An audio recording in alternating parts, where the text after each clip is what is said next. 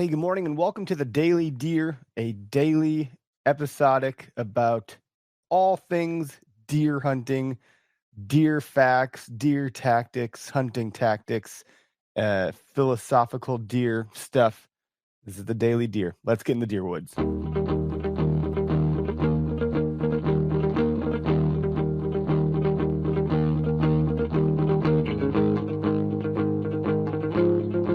Today's quote: "The clearest way into the universe is through a forest wilderness," by John Muir. I don't know. I don't coming up with these topics is a lot to do, and what I've realized, I've truly been so busy. I have not actually been out in the woods a bunch, sadly. And I know shed season is like just about upon us, or it's about here. Derek was out and actually found sheds. He did a video on it on the Daily Deer. We did it on an episode on the podcast for the OKS Hunter, and there's some interesting things that I was thinking about when I was putting this episode together. Is that the wilderness is more than just a backdrop for hunting. It is a teacher. It offers clarity for those that take the time to like go and experience the wilderness and the deer woods and nature. And the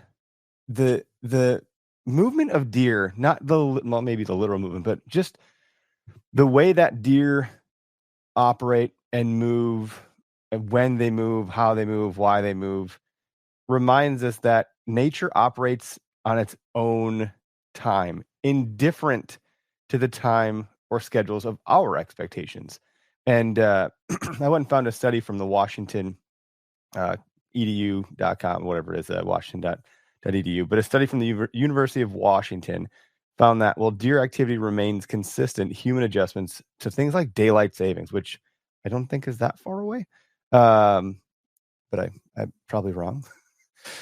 Things like daylight savings times can influence the frequency of deer vehicle collisions. Now that might seem obvious, like duh, but the research indicated there was a 16% increase in such collisions during the first week following the fall time change, and it's primarily due to increased human activity during dusk hours when deer are naturally more active. Like again, seems very, very obvious, but deer don't care about our schedules. Nature has its own rhythm. They have their own routines and patterns. And when you insert yourself into that rhythm, I think hunting offers a way for us to do it far different than if you're just on a hike, which is interesting because this quote comes from John Muir. And I would think, hiking and biking and stuff like that. But to that end, it's not hunting season per se. There's probably something in season. Maybe you can go trapping and you go ice fishing and things of that nature. But just sitting still in nature is really important. And that's one of my favorite things about hunting across the board is waking up with the woods. I think Tyler did an episode about this the other day. So we're probably beating a dead horse here, but it isn't hunting season. So coming up with these topics is interesting. If you miss hunting season, rather than scrolling through your social media feed and looking for, whatever is going to get served up your way for a hunting meme or a GIF or video or whatever, just go sit outside. And if you work outside, you're probably like, dude, I'm outside all the time. Go sit in the woods on your way home. If it's still light out, try to like absorb a sunset or find time this weekend to go sit in while the sun comes up. I find that in the off season, I will be in the woods. I'll do things with my kids. We'll build forests. We'll go on hikes. We'll, go sledding. We'll do quite a bit outside, but I'm not doing any of those things. I'm no longer, unless I'm ice fishing, maybe, which hasn't happened in a while. I'm not waking up with the woods like I do when I'm hunting. I'm not watching the sun go down and sitting there for last light, waiting for the elusive shooter buck to come out at the last possible minute. That's why I think hunting is interesting, because I'm as still as I possibly can be myself. Even my breathing is slowed down to a rate in which I can hear effectively any footsteps coming. My senses are honed into the absolute maximum capacity of what they can do as a predator of some sort, or attempt to be one, in the deer woods.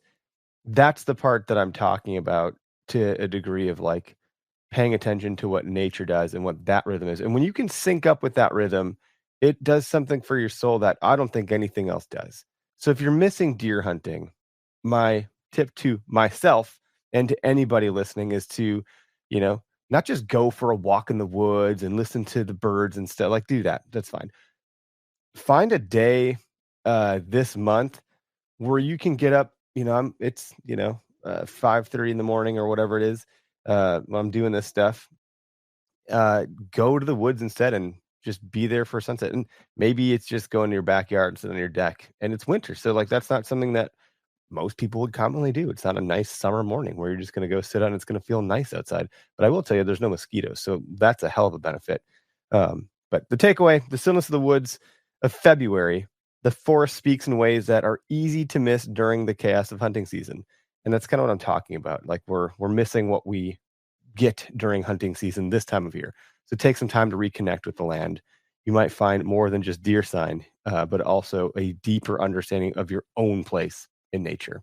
Hey, thanks for coming into the Deer Woods this week. Go ahead and share this with a buddy. There's a link in our show notes if you would like to share our news article that goes out every day.